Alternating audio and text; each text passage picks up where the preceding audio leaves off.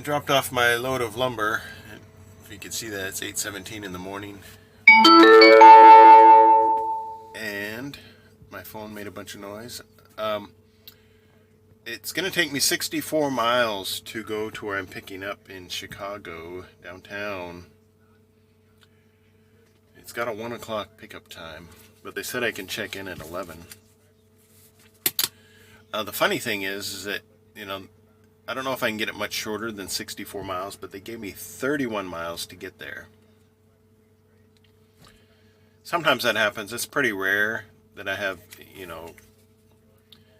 these very large differences in out of route miles that are on my. But I mean, that's a, was that 100% out of route right there just to get to the shipper. So,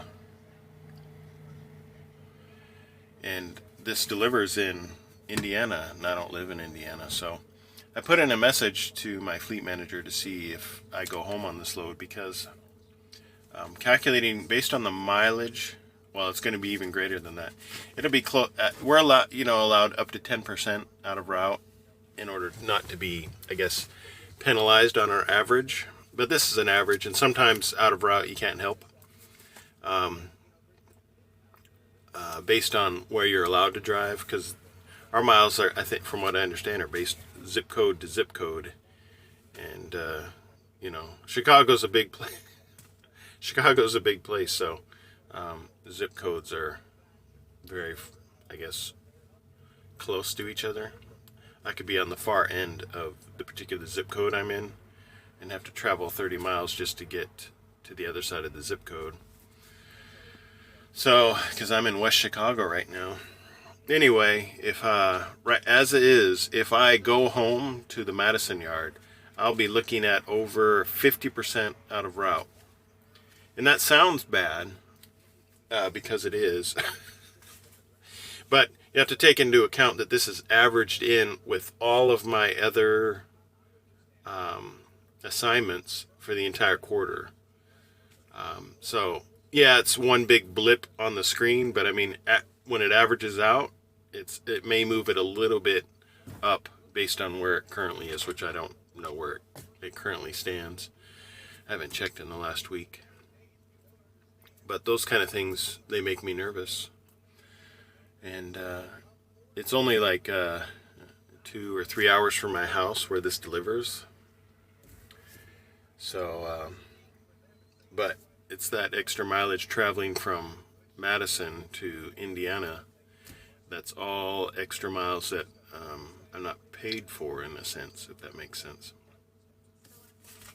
So we'll see what happens. It's 8:20 right now. 9. I can't even check in until 11. A new message has arrived. And they say, "Yes, sir. Have a good weekend." So that means they are allowing me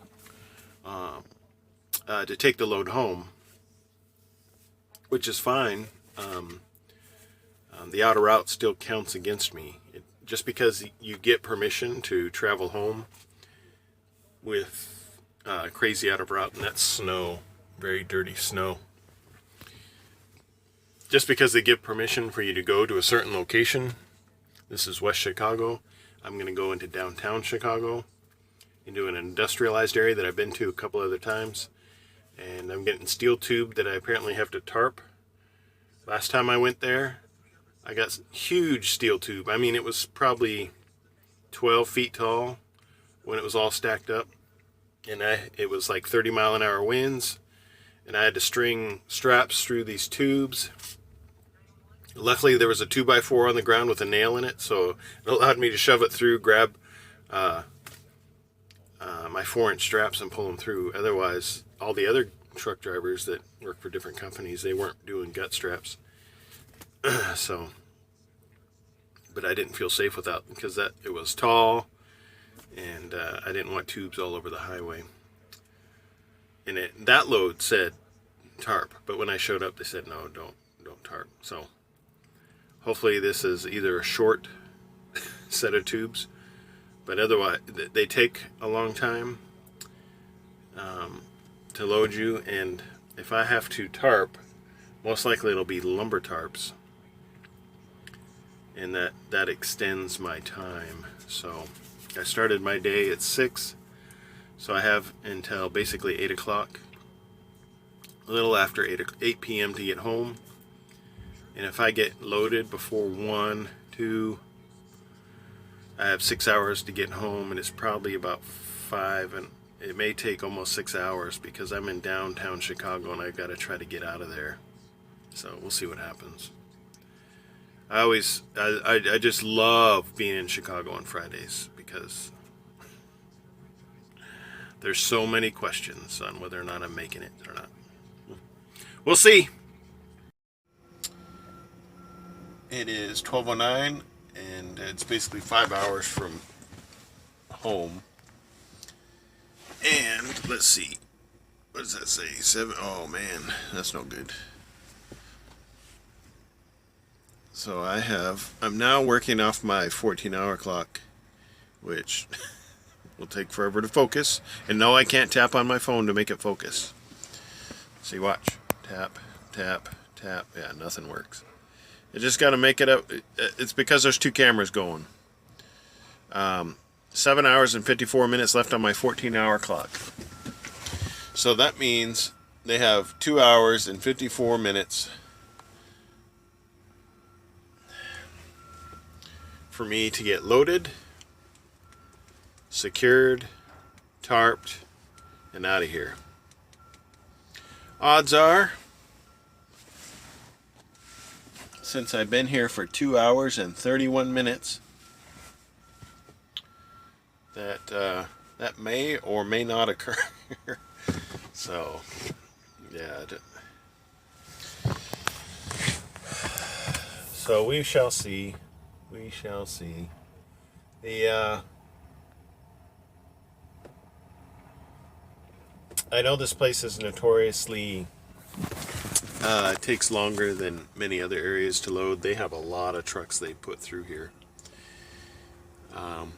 The spot where I'm currently at, I've been sitting in for I want to say a little over an hour. This spot right here. That's the door I'm going to be going in, door 18. There's another truck in there right now that's backed in, getting loaded. I'm supposed that he's loaded now. They're probably spreading plastic and throwing straps. And once that's all done, then he'll pull out. And it'll either be my turn, or it'll be the truck on the other side of that white truck that just pulled in. So I may have to sit here for another 2 hours just to get in the door. Maybe 1 hour. I don't know. If this guy pulls out shortly, then I may just have an hour. But this is the struggles with Fridays. So maybe I'll do... There is the possibility that I can end up spending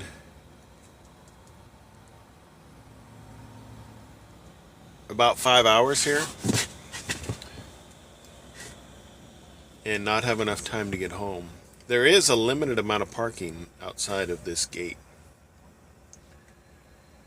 And this brings into the realm of the 8/2 hour split thing, which I've never done before. But since I only need 5 hours to get home, I'll have to look into that and see how that exactly works, because I've never done it before. But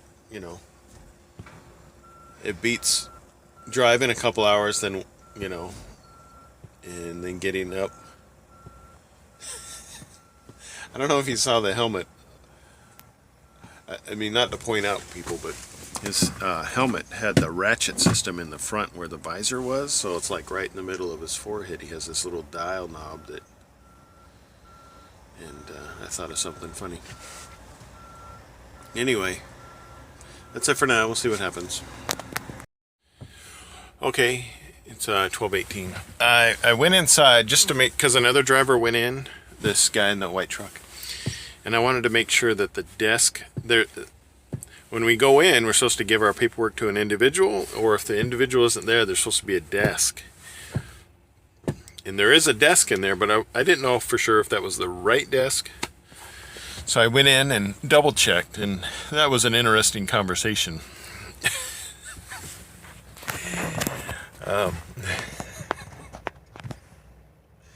Anyway, what I did discover is that I'll be the next one in that door. And I also discovered that the truck that's in there, that's been sitting in there for an hour, hasn't been loaded at all. So it's got some timbers on the deck. But I hope the individual doesn't think I was trying to rush him, because I asked, is this the desk that I'm supposed to put my paperwork on? He was standing by the desk. I don't know. So I was like, trying to extrapolate in my mind what this guy may have thought my question meant. So I decided to ask it another way. I said, when a driver comes in and there's nobody here, is this the desk that they should put their paperwork on if nobody was here? I don't know. Could be. And then I started wondering, does this guy even work here? He could be a driver for all I know. But he was working at the desk. He was drinking his water. And so I just kind of stood there in silence. Probably had a puzzled look on my face. And he goes, "Who are you?" And I let him know I'm a Maverick driver, truck number 14147. I just want, let him know. I just wanted to make sure that, because I put my paperwork on this desk, I wanted to make sure that this is the correct desk I was supposed to put it on for door 18.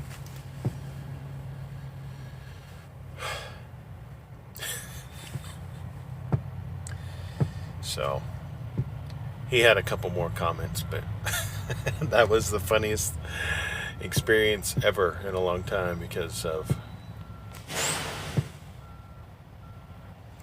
possible desire to not have to talk to anyone. I guess I don't know. That was weird, but hey, that's what makes the job fun. It's finding out what you need to do. And in there's a bunch of square tubing. So it should be fairly low, maybe 3 or 4 feet high, maybe 5 feet. And I should be able to use my steel tarps for this load. I'm crossing my fingers that they're not incredibly long tubes. Otherwise I have to do all kinds of tarping. This is going to be an incredibly long, boring video for a Friday where I've done very little driving so far. Let's see. Yeah, I've driven 94 miles today.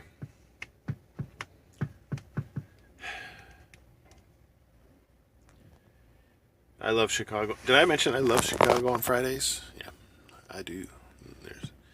That's heavily laced with sarcasm.